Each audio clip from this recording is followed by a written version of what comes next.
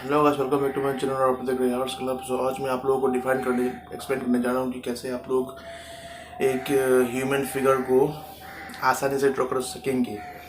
एक human figure को किस तरीके से ऑब्जर्व करना चाहिए। पहले तो आप लोगों को ऑब्जर्व करना चाहिए सर और ये गर्दन का हिस्सा। तो यहाँ पे एक्सप्रेस करने के लिए मैं यहाँ पे दिखा रहा हूँ थोड़ा सा रफली। इसी तरीके से आप लोगों को ऑब्जर्व करना होगा।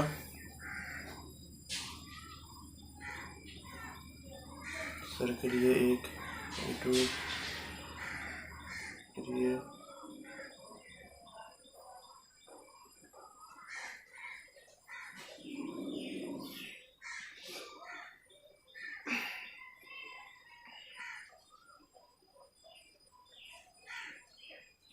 उसके बाद गर्दन के लिए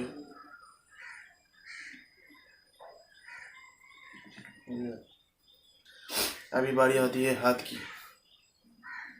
तो हाथ यहाँ पे कहाँ पे है, यहाँ तक छोड़ के आपको एक टू राउंड देना होगा। उसके बाद सीधा दाएं, यहाँ पे एक टू और यहाँ पे एक टू। भाई मैं थोड़ा बड़ा करके बना रहा हूँ ताकि आप लोगों को थोड़ा सा ज़्यादा अच्छी तरीके से समझ में आए। इसी तरीके से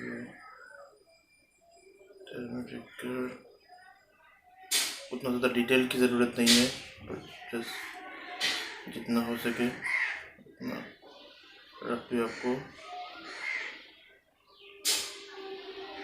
स्केच कर देना है।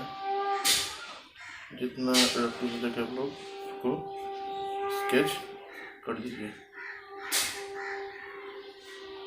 अभी ये ड्रॉ करने के बाद आप लोगों को क्या याद करना होगा, ये ड्रॉ करने के बाद आप लोगों को डिटेल्स पे ध्यान देना होगा। आप लोग जहाँ से देख कर ड्रॉ कर रहे हैं उसी जगह पर उसको और अच्छे से देखना होगा कि कौन कौन सी जगह पे क्या क्या है, कौन कौन सी जगह पर डार्क है, कौन कौन सी जगह पर लाइट है। डिटेल्स वाली जगह को और अच्छी तरीके से देखना होगा आप लोगों को, ताकि जितना हो सके आप लोग ऐसे ही, मैं इसको ऐसे ही उतना भी डिटेल देके नहीं ड्रॉ कर रहा हूँ, जस्ट आप लोगों को समझाने के लिए मैं ड्रॉ कर रहा हूँ कि इसी तरीके से असल में देखा जाता है, इसी तरीके से देखना होता है किसी भी स्केच को, ठीक है ना। इसके बाद बारी आती है हाथों की। इसके बाद ये शर्ट हो गया। हाथ में भी उतना ज़्यादा कार्ब नहीं देकर जस्ट सिंपली एक स्ट्रेट लाइन के साथ हम लोग इसको ख़त्म कर देंगे। हो गया। अभी यहाँ से होकर ये ऊपर की तरफ जस्ट उतना ज़्यादा डिटेल पे नहीं जाएंगे, जितना हो सके जहाँ जिस चीज़ को देखकर हम लोग इसको ड्रॉ कर रहे हैं उस चीज़ को ही सबसे ज़्यादा ध्यान पे रख कर आप लोगों को स्केच करते जाना है। तो मेन चीज़ ये है कि आप लोगों को ये गोला ये चीज़ देखना होगा। ये जो मैंने पहले एक ये ड्रॉ किया था, ये ड्रॉ किया था, उसके बाद ये गर्दन वाला ड्रॉ किया था, ये राउंड वाला ड्रॉ किया था, ये रहा हाथ का, इस जगह पे कर्व आता है, ठीक है ना। आप लोगों को सब चीज़ें ध्यान पे रखकर करना होगा, ठीक है। और पहले जब आप लोग ड्रॉ कर रहे होंगे, स्केच ड्रॉ कर रहे होंगे, तो उस पर आप लोग ज़्यादा से ज़्यादा रफली स्केच करने की कोशिश करें कि जितना जल्दी हो सके, मतलब ऑब्ज़र्व करने में टाइम लगा है और स्केच करने में ज़्यादा से ज़्यादा कम से कम समय लगा है, मतलब जितना जल्दी हो सके, ठीक है। तो उससे क्या होगा कि आप लोगों को मालूम गिर जाएगा। इतना ज़्यादा एक एक चीज़ें देख के ड्रॉ करने की कोई ज़रूरत नहीं है। आँखें जितनी जैसी है वैसी ड्रॉ करने की कोई ज़रूरत नहीं है। जैसी हाथ है उस तरीके की हाथ ड्रॉ करने की कोई ज़रूरत नहीं है। जस्ट रैंडमली आप लोगों को एक हाथ ड्रॉ कर देना है। ऐसे ही रैंडमली, जैसे एक हाथ का शेप होता है, उसी शेप का एक हाथ जैसे आप लोगों को दिखाई पड़ रहा है उस तरीके के एक हाथ आप लोग को ड्रॉ कर देना है। बस इसी तरीके को, इस चीज़ को आप लोग अगर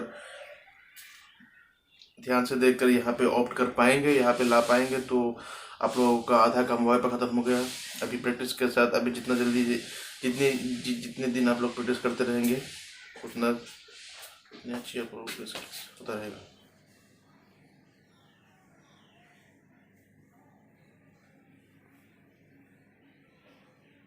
हाँ, तो जो बिगिनर्स होते हैं उनके लिए मैं एक चीज़ बोलना चाहूँगा। जब आप लोग पोर्ट्रेट ड्रॉ करना शुरू करते हैं तो मुझे लगता है कि इन सारी बुक्स का, ये बुक्स का अगर इस्तेमाल करेंगे तो मुझे लगता है कि बेहतर रिज़ल्ट आप लोगों को मिल पाएगा मोबाइल्स के मुकाबले। आप लोगों को मोबाइल्स का इस्तेमाल कम करें तो ही बेहतर होगा। इस तरीके की कुछ बुक्स, एक आध बुक्स आप खरीद सकते हैं। Learn the art of pencil shading. यहाँ पे एक खराबी क्या है कि यहाँ पे पोर्ट्रेट्स ड्रॉ करके दी गई है, ये मेरे एक स्टूडेंट ने बनाया, शेडिंग बहुत गड़बड़ है। सो इस साइड पे यहाँ ऐसे करके एक पोर्ट्रेट आप लोगों को स्केच दिया हुआ होगा, वहाँ से देख के आप लोगों को यहाँ पे शेड करना होगा।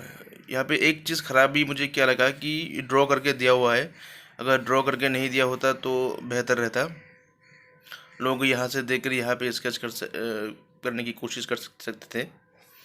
सो यही चीज़। बाकी एक्चुअली ये बुक है सिर्फ शेडिंग के लिए पेंसिल शेडिंग, इसलिए शायद जो आर्टिस्ट ने यहाँ पे ड्रॉ करके रख दिया, जिसका भी बुक है ये, आर्टिस्ट का नेम दिया हुआ है क्या? आर्टिस्ट का नेम 100%, आर्टिस्ट का नेम दिया हुआ है क्या? मुझे तो पता नहीं। यहाँ पे मैं बहुत दिनों बाद ये बुक खुला, तो मुझे लगता है कि इन सारी बुक्स का अगर आप लोग इस्तेमाल करेंगे तो बेहतर रहेगा, जैसे कि स्केच करने में मोबाइल्स के मुकाबले। क्योंकि मोबाइल से अगर आप लोग ड्रॉ करेंगे तो स्क्रीन छोटी बड़ी होती रहती है, आप लोगों का शेप बिगड़ता रहता है। पर यहाँ पे क्या होता है कि सेम रहता है शेप। आप लोग अगर गलती होता है तो अच्छे से देखकर ऑब्जर्व करके चीज़ों को ड्रॉ कर सकते हैं यहाँ से।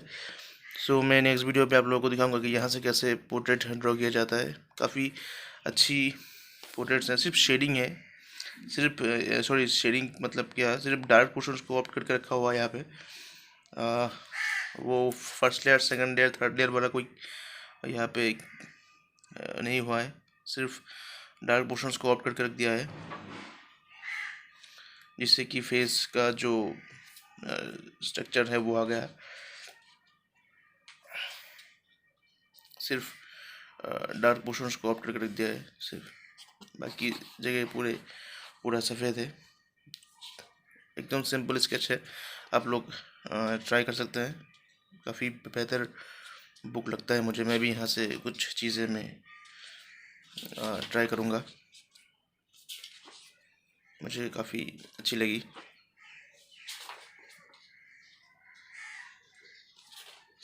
सिर्फ बिगिनर्स ही नहीं, यहाँ से जो आर्टिस्ट है जिनका प्रोपोर्शन थोड़ा सा गड़बड़ होता रहता है, तो वो यहाँ से देख कर भी प्रैक्टिस करते हैं। हालांकि मुझे भी थोड़ी बहुत गड़बड़ी हो जाती है मैं जब ड्रॉ करता हूँ, तो मैं भी यहाँ से बहुत सारी चीज़ें मैं प्रैक्टिस करूँगा। काफ़ी अच्छी बुक्स है। So guys, thank you so much for watching, keep supporting, keep loving me, thank you so much.